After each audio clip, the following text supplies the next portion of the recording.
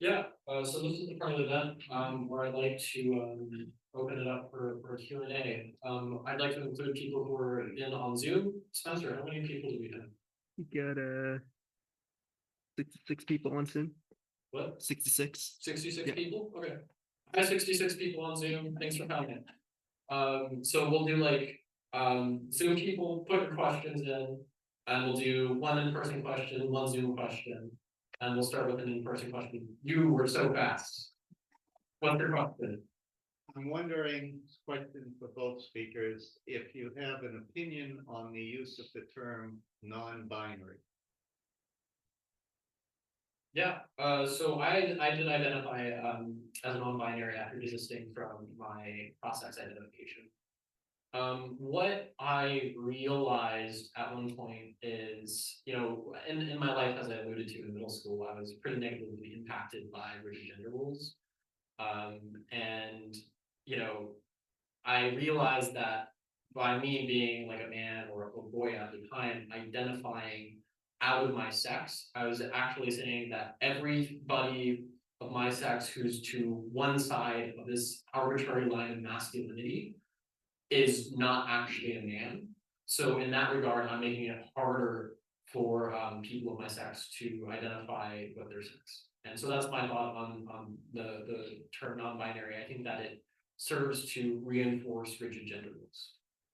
And I agree wholeheartedly. It's pathologizing what in history has been a relatively normal phenomenon, which is that there are certain boys and girls who don't totally adhere to the stereotypes attached to their sex.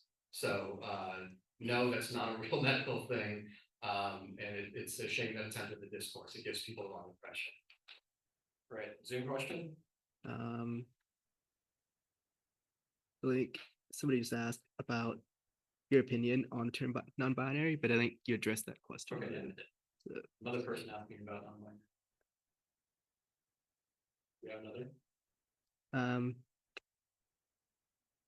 Have either of you gone through estrangement with a parent? Have either of you, us personally, gone through estrangement from a parent? I guess so. That's the question. Yeah. So I have not. I mean, I live with my parents right now. I love them very much. You know, my dad's here. You can say hi to him over there. So during my time identifying as trans, that did put a really massive strain on my relationship with my parents, especially with my dad. It was a really difficult time for both of us, and we're still kind of discovering.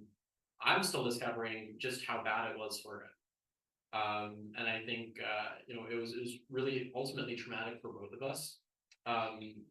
You know, you know, for a year I did my first year of college. I was 16. I went to Barton College at Simon's Rock, and I lived away from home. And I didn't really talk to my parents much during that time, but I did come back for break, and I did come home early in the spring after I was receiving the same cake in a different package from my classmates there. So no, I have not been estranged from a parent, but this whole situation has really strained my relationship with my dad, especially by this parents. I can't answer that question, you know, having not that personal experience. But to answer, I think, like a similar question, I will say when I started doing this work a year and a half ago with Do No Harm, I didn't know what kind of reception I would get from friends and family, most of whom would identify as political liberals. And I've been surprised actually, where you tell them, yeah, I don't want kids to get medicalized for XYZ reason. And the response is almost universally, yeah, that makes sense. Most people agree with this position actually, and this is shown in surveys as well, where something like 70% of Americans at last check agree that kids should not be treated with puberty blockers as a treatment for gender dysphoria. And so that is to say, there are people who are opposed to this who are very vocal and will try to cut you into silence, but most Americans are pragmatic on this issue, and it makes it all that much more important that reasonable people speak out. Yeah, and I just want to follow up on that. I think it makes a really good point there. There is, I found in my experience here, I've worked with a bunch of different groups, a bunch of different people with political allegiances all over the spectrum. I really think that, again, 70% of Americans, you know, agree that puberty blockers should not be used on children for gender dysphoria. And that includes Democrats, that includes a large number of progressives. You know, I myself you know, if I voted in 2016, would have voted for Bernie Sanders. You know, I think he's a pretty progressive guy. In 2020, I was very excited about Biden. You know, I didn't vote in this election because I don't think either of the choices were really great. But you know, it's you know, a lot of my family is also liberal, have voted Democrat for like every presidential election for I don't know how my whole life basically. And you know, they're with me on these issues. So yeah, let's take another question. You in the back there with the stripy sweater, I think. Yeah, Thanks. you were first. Okay. Yeah. I'm just wondering if you're kind of connecting medical care with public opinion. Mhm. I'm curious about why that would be a valid test for what medical care should be available.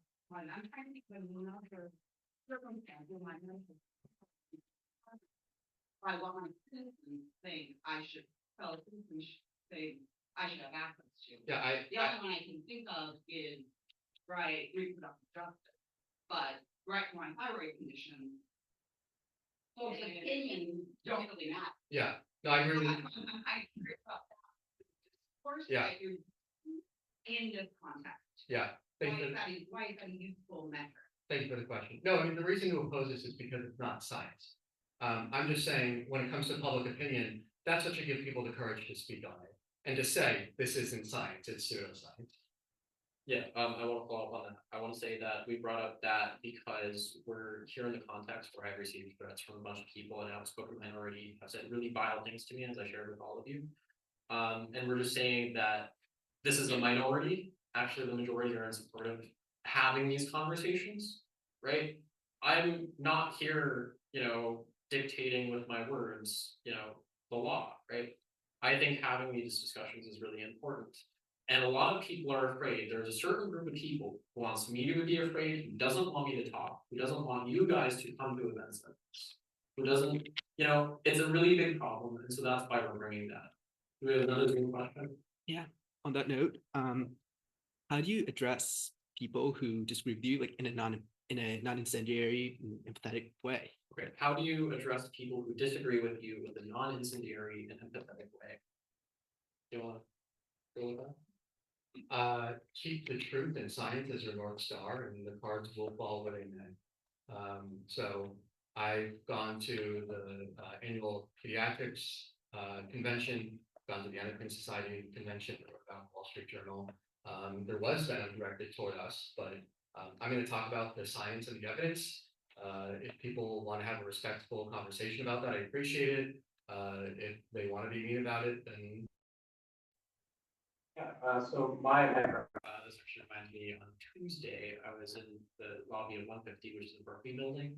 I ran into some students tabling for the Anti-Fascist Socialist Club. Several of them were trans, and one of them yelled "fuck you" at me.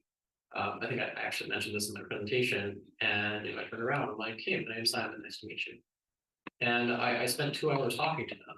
And the way I approached this with people who said some pretty violent things to me is I asked them, okay, what do you think? Why do you think it? Explain it. And I genuinely listened because I'm really interested to hear why people disagree with me. So, do I still disagree with them? Yes. Did we find common ground? Yes. And I think that you know, it's really having that ability to ask people questions, listen, and try to keep a cool head about it. And that's not something you can do on the internet effectively, but that is something you can do in person effectively. Well, that's a lot of people. You want to choose the next one? no, you go right ahead.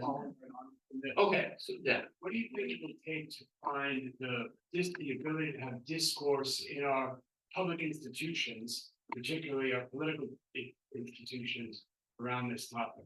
In the UK, when the Cass review was being prepared, from the report that I've read, there was equal appreciation for the hard work that had been done by the Cass review by both the liberals and the conservatives in the UK. It was not a political issue, it was a factual scientific issue. In this country, Democrats are this is the third rail for Democrats. They will not touch it. Seth Moulton simply spoke recently about transgender athletes potentially hurting girls in sports. And he got unbelievably raked over the coals. what do you think it will take for us to have honest discourse that will, force the discussion so that Governor Healy can't just turn the other way? Ms. Harris, who ran the president, will just turn the other way, hire another admiral. What are we doing right now? Them won't talk about it. No, I'm saying like, what are we doing Oh, right now? that's great. We're having open discourse. The way we fix that problem, like holding events like these, not letting people intimidate us, even if you disagree with me. I fully support your right to protest and hold events just like this. Right? If you will find people to host you, if you will find people who will work with you, go for it. I'm not going to be out here saying, oh, go walk off with it or anything. What we need to do, let's not let people intimidate us. Let's exercise our free speech. Let's do so in as respectful manner as we find possible. It's a great question. I don't know if you saw this, but there was polling that was done on swing state voters about the most salient issues to them. And actually among those voters, gender issues were number one. And so I understand this room is politically divided, our listeners are politically divided. So whether you see this as a benefit or a silver lining to the election result that just happened, one reality I think is that it served as an opportunity as a sort of a check on elite snobbery around this issue.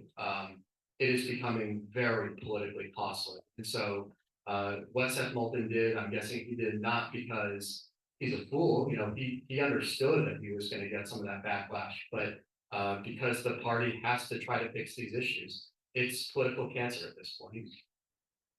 Do we have another Zoom question?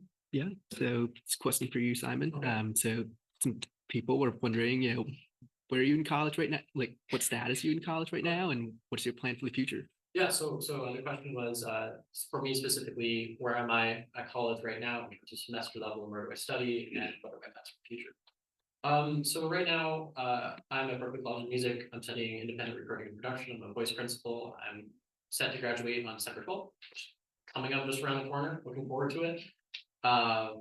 So what's in the future for me? So I have a couple of things which I'm thinking about. I'm involved in this advocacy like I am right now. It looks like I'm going to be flown out to DC for Detrans Awareness Day in March.